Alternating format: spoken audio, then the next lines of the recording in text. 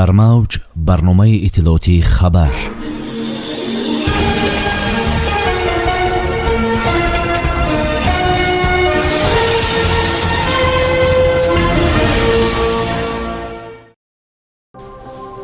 кӯмаки президенти ҷумҳурии тоҷикистон муҳтарам эмомалӣ раҳмон ба зарардидагони офати табиӣ дар ноҳияи роштқалъа дастрас гардид.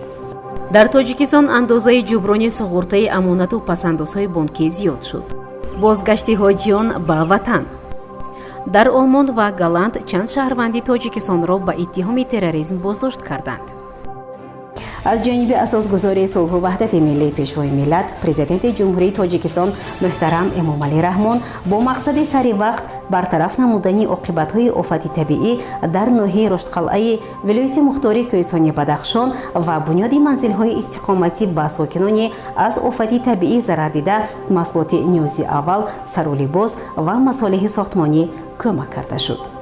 таъкид кардан ба маврид аст ки аз рӯзҳои нахустини офати табиӣ дар деҳаи миденведи ҷамоати деҳотӣ барвози ноҳияи роштқалъаи вилояти мухтории кӯҳистони бадахшон бо дастуру супоришҳои асосгузори сулҳу ваҳдати миллӣ пешвои миллат президенти ҷумҳурии тоҷикистон муҳтарам эмомалӣ раҳмон ситод ташкил шуда вазъият таҳти таваҷҷӯҳи доимии сарвари давлат қарор дорад. кӯмакҳои навбатии пешвои муаззими миллат муҳтарам эмомалӣ раҳмон дастраси зарардидагон гардонида шуд. айни замон сокинони зарардида дар истироҳатгоҳи шабдези ноҳия муваққатан зиндагӣ намуда барои онҳо муҳимтарин шароит аз ҷумла ҷойи хоб, анбори нигоҳдории маводи озуқаворӣ, бунгоҳи тиббӣ ва дигар инфраструктураи зарурӣ муҳайё гардидааст. зимни мулоқот бо сокинон таъкид гардид ки дар заминаи дастуру супоришҳои пешвои муаззими миллат муҳтарам эмомалӣ раҳмон барои сокинони зарардида манзилҳои истиқоматӣ бо дигар инфраструктураи зарурӣ бунёд карда шуда дар кӯтоҳтарин муҳлат ба истифода дода мешавад. ҳар як оилаи зарардида аз таваҷҷӯҳ ва ғамхориҳои доимии пешвои миллат муҳтарам эмомалӣ раҳмон рӯҳбаланд гардида изҳори сипосу миннатдории бепоёни худро баён намуданд. барои дастгирии оилаҳои аз офати табиӣ зарардида қаблан низ маводи озуқаворӣ ва кӯмакҳои пулӣ расонида шуда оилаҳои зарардида бо ашёву таҷҳизоти рӯзгордорӣ ва масолиҳи сохтмонӣ таъмин гардиданд. ёдовар мешавем ки шурӯъ аз 27 июни соли равон ба муддати чанд рӯз пайи ҳам фаромадани сел дар деҳаи миденведи ҷамоати деҳотӣ барвози ноҳияи роштқалъа маҷрӯи дарёи шоҳдара банд гардида 15 хонаи истиқоматӣ пурра ва қисман хароб гардида муассисаи таҳсилоти ибтидоию боғоту заминҳои кишоварзӣ зери об монданд.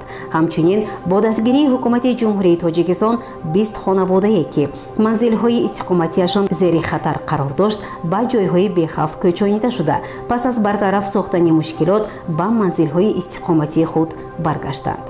талошҳои дастаҷамъона ва иҷрои саривақтии дастуру супоришҳои пешвои муаззими миллат муҳтарам эмомалӣ раҳмон имкон фароҳам овард ки дар як муддати кӯтоҳ роҳи хароб гаштани автомобилгард барқарор карда шуда 7000 аҳолии ҷамоати деҳотӣ барвози ноҳияи роштқалъа бо қувваи барқ ва оби ошомиданӣ таъмин гардиданд.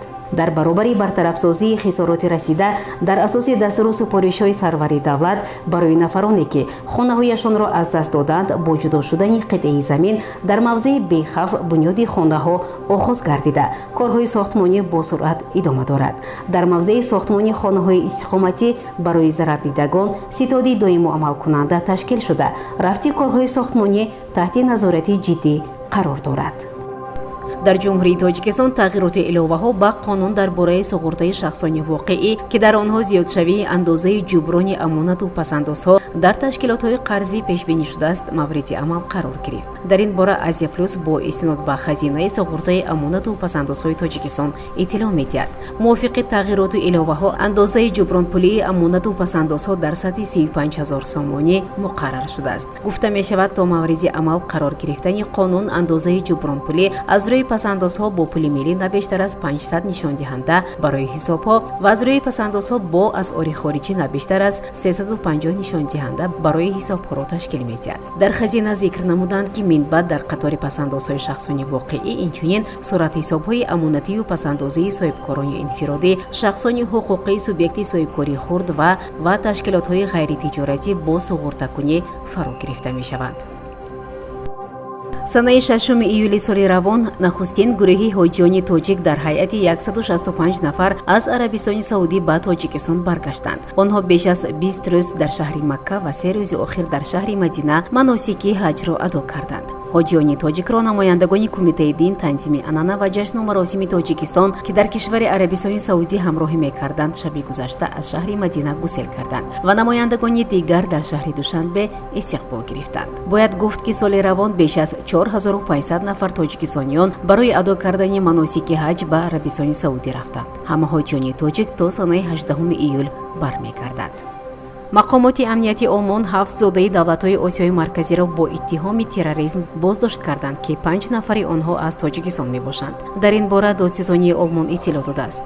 ин ниҳод дар изҳороте гуфт нафарони боздоштшуда ба таъсиси гурӯҳи террористӣ ва дастгирии гурӯҳи тундрави давлати исломӣ муттаҳам мешаванд. 7 мард дар иёлоти ғарбии Райн-Вестфалени шимолӣ боздошт шуданд. 5 нафари боздоштшудагон аз Тоҷикистон, 1 нафар аз Туркманистон ва 1 нафари дигар аз Қирғизистон мебошанд. додсизони Олмон аз боздоштшудаҳо номбар карда гуфт ки онҳо ба эҳтимоли зиёд аз Украина вориди ин кишвар шуданд. ба гуфтаи додсизонҳо ҳадафи гумонбарон анҷом додани ҳамлаҳои пурсарусадои террористӣ дар Олмон буд ва онҳо аллакай ҳадафҳоро муайян карда дар талош буданд ки силоҳ ба даст оранд. 6 нафари онҳо аз моҳи апрели соли гузашта барои гурӯҳи давлати исломӣ маблағ ҷамъ карда чанд маротиба ба гурӯҳҳои террористӣ маблағ фиристоданд, гуфтааст додсизонии Олмон. ҳамчунин додсизонии Голланд низ аз боздошти 2 нафар бо иттиҳоми терроризм хабар дод. онҳо марди 29 сола аз Тоҷикистон ва ҳамсараш зани 31 сола аз Қирғизистон мебошанд. додсизонии Голланд гуфтааст ки ин 2 нафар бо чанд нафар дар Олмон дар тамос буданд. ин марди тоҷик ба узвият дар созмони давлати исломӣ муттаҳам мешавад, вале додсизонии Голланд гуфт нақшаҳои ӯ ҳанӯз мушаххас набуд. гуфта мешавад ин мард узви гурӯҳе буд ки дар Олмон боздошт шудаанд. дар мавҷ барномаи иттилооти хабар.